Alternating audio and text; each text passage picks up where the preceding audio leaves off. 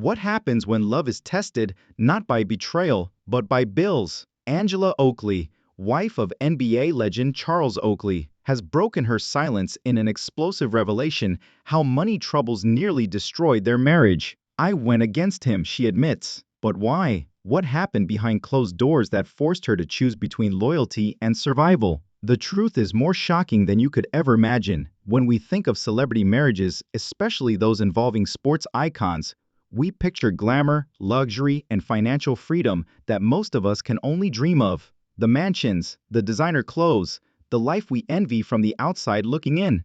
But behind those glossy photos, there's a truth many refuse to acknowledge. Money doesn't just solve problems, it can create them.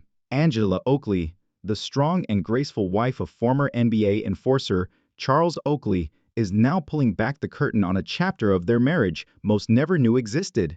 In a rare, raw, and emotional interview, she bravely confesses, "I went against him." For the first time, she opens up about how financial disagreements, years of suppressed tension, and unmet expectations slowly began to tear their bond apart. In this video, we dive deep into the Oakley's financial strain, how it started, what fueled it, and who, if anyone, is truly to blame. Angela's controversial decision that blindsided Charles, the emotional cost of staying silent, and the breaking point that forced her to choose herself even if it meant standing alone. This is not the story you think you know. You won't believe what Angela went through or how she finally found her voice. Stay with us, because what she revealed next left even the most loyal fans speechless. On the surface, Angela and Charles Oakley appeared to have it all: the picture-perfect family, the image of strength, success, and stability.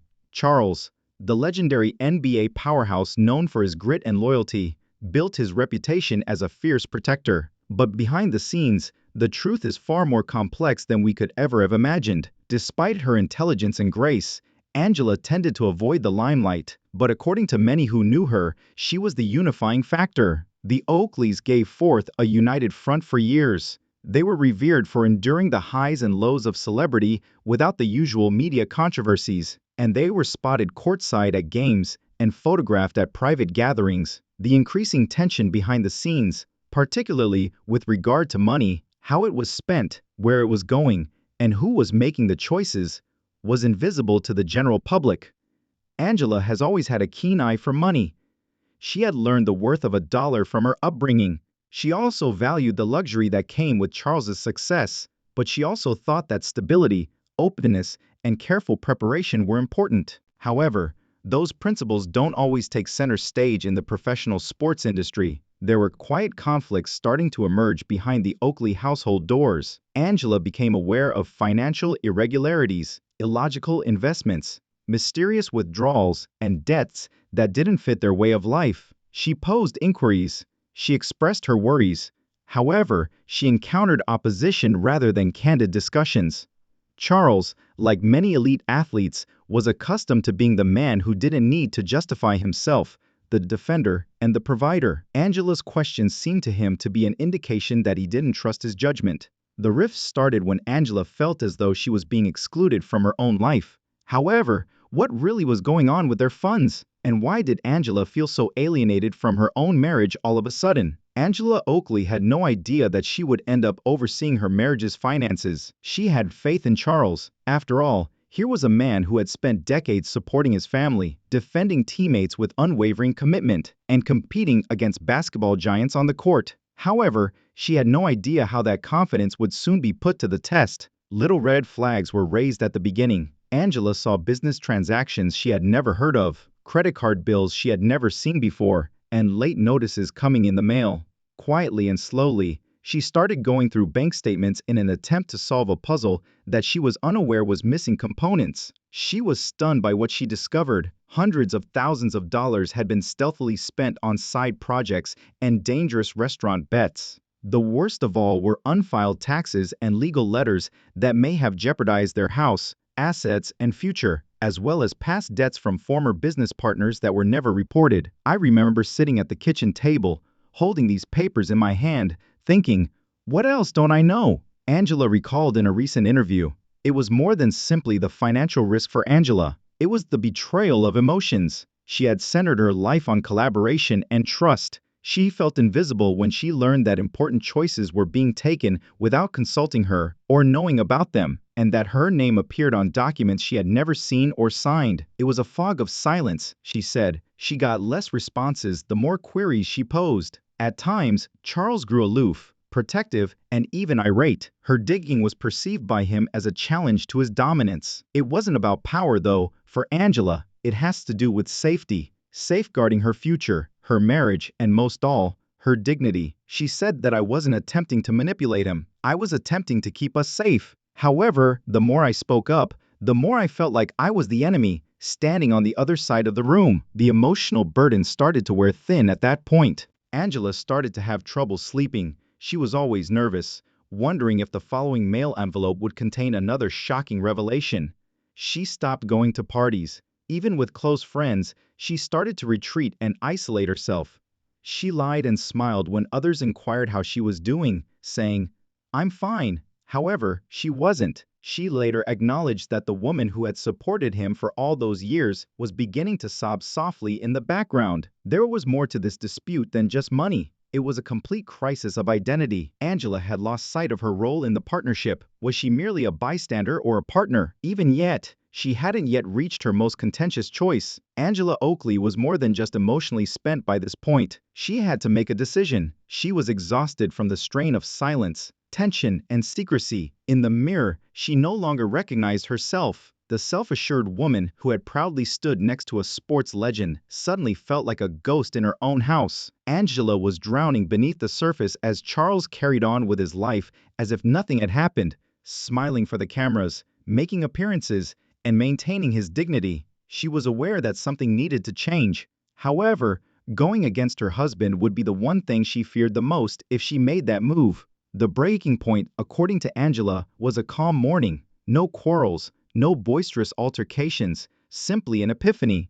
Hours had passed while she stared at a spreadsheet, attempting to figure out how to repair the damage and save what was left. However, the figures were honest. The hard, uncompromising truth glared back at her. She shut off the laptop, inhaled deeply, and dialed. Charles wasn't the recipient. It was to her own financial advisor. Angela subsequently admitted that she went against him because she understood that she needed to defend herself as a woman who mattered, not only as a wife. In private, she opened a different bank account in order to determine what she legally owed, what assets were still safe, and above all, what liabilities she was unwittingly associated with. She started consulting with an independent accountant. Out of self-preservation rather than retaliation, she protected her reputation, her credit, and her future. However, it didn't end there. Additionally, Angela engaged a marital counselor on her own. She wanted to talk freely without being told that she was exaggerating or interrupted. She regained her voice during those sessions. She understood that in order to keep the marriage intact, she had spent years shrinking. For serenity, she minimized her intuition for years. She understood, however, that peace without honesty is really a covert form of silence. The actual confrontation followed. With quiet conviction rather than rage, she sat Charles down and explained everything. She demonstrated for him what she had found,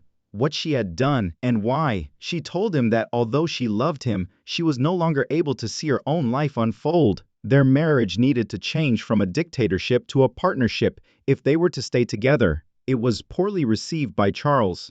His response, according to Angela, was a mixture of betrayal, sadness, and uncertainty. He found it incomprehensible that she had taken financial decisions without notifying him and that she had gone behind his back. In a terrible irony, he also accused her of making choices behind closed doors, just like he had been doing for years. I realized then that there was more to the issue than money, as Angela said. It was more profound. It was about control, power, feeling heard, and speaking up without fear.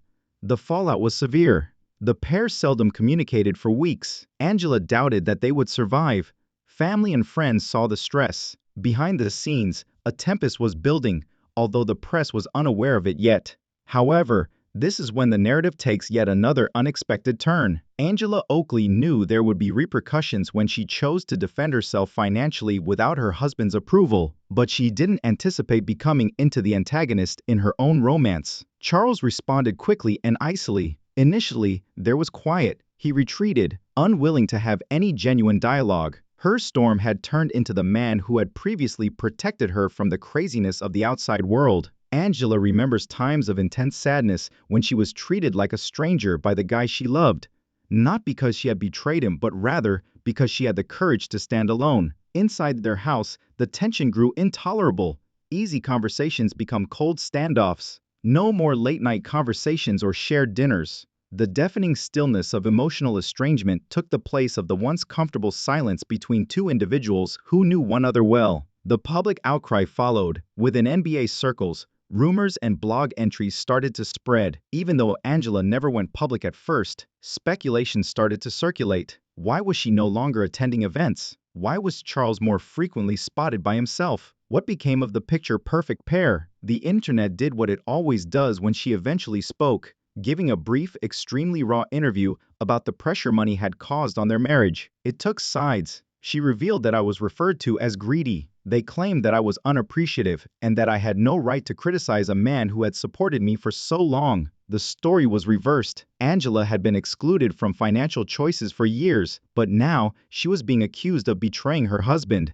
as if she had lost her love for him in order to protect herself. There was a lot of judgment, and it came from all sides. She received a barrage of criticism from friends, relatives, strangers, and even anonymous social media accounts. According to some, she was attempting to profit from a lengthy marriage. She was accused by others of making a black man who had been a symbol of manhood and strength in sports culture look foolish. They did not witness a woman attempting to restore her honor. They perceived a danger to custom, but Angela was not going to give up. In a tearful sit-down, she claimed, "I didn't do it to shame him," her voice breaking. "I did it to save myself, because staying silent was slowly killing me." Many people were unaware that Angela hadn't gone public out of retaliation. She needed to take charge of her own story, so she went public. She had been living someone else's version of their marriage for far too long. The one that stated, "Give the camera a smile. At home, keep silent. Even if it means losing everything, have faith in him." Angela regained her voice by speaking the truth. But that truth was terribly painful.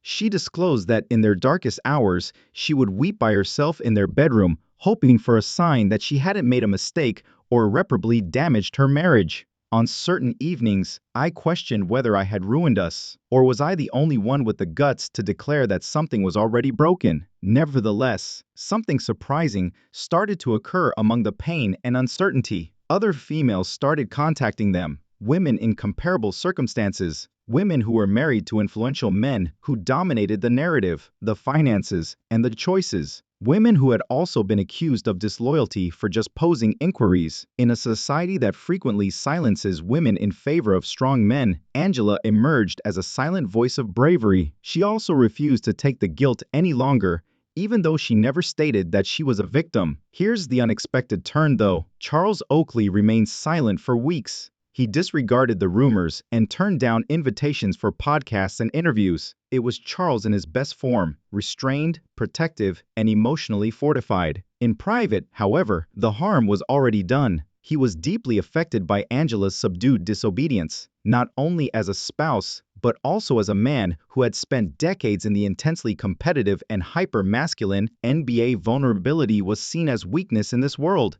and it seemed betraying to question authority, even that of a husband. He didn't speak at a press conference when he did speak. It was not during a face-to-face interview. Ironically, the information that eventually reached the public was discussed with a close friend. "I looked weak because of her. I handled everything," Charles is believed to have said. "She went behind my back as if I were the enemy after I performed what a man should do." Those words cut right to the core of the matter. Charles didn't care about the money. Respect was at issue. He felt that the conventional roles had been upended, and he felt that Angela had gone too far. But this is what he didn't realize. He wasn't being emasculated by Angela. Her goal was self-empowerment. Eventually, Charles acknowledged that he had misjudged Angela's emotional and intellectual needs during an off-camera conversation with a valued friend. He admitted that he neglected to mention the one person who had supported him the most because he was so accustomed to managing things alone. "Maybe I got used to doing things so low," he replied. "I didn't mean to shut her out, but I also didn't think she'd turn on me like that." When Angela heard those remarks, he felt as though he was still not understanding. This has nothing to do with betraying him. When no one else would, she had to make the decision for herself. Their emotional distance from one another grew.